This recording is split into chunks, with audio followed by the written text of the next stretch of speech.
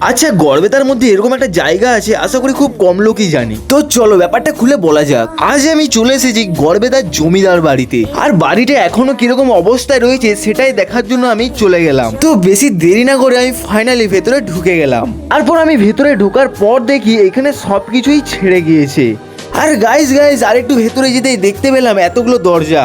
আর আশা করি দেখতেই পাচ্ছ তোমরা এই বাড়ির অবস্থাটা। তারপর আমি আর দেরি না করে এই রুমে কি আছে সেটাই দেখার জন্য আমি ভেতরে ঢুকে গেলাম। আর ঢুকতেই গাইস একই রকম সব জিনিস আমার চোখে পড়লো। তারপর ওই রুম থেকে বেরিয়ে গাইস আরেকটা রুমে আমি ঢুকে পড়লাম। আর এই রুমটা আগের দুটো রুমের তুলনায় খুব ভয়ানক আর অন্ধকারও ছিল। আর তারপর আমার চোখে পড়লো বাড়ির ওপরের দিকে কোথাও ছেড়ে গিয়েছে, আবার কোথাও ভেঙে গিয়েছে। আর এসব দেখার পর আমি বাড়ির ওপরের দিকে কি আছে সেটাই দেখার জন্য এই দিক হয়ে চলে গেলাম। আর ফাইনালি ওপরে ওঠার পর আমি চলে গেলাম এই দিকে। আর এই বাড়ি ছিল অনেক বছরের পুরনো, সেটা দেখে বোঝাই যাচ্ছে।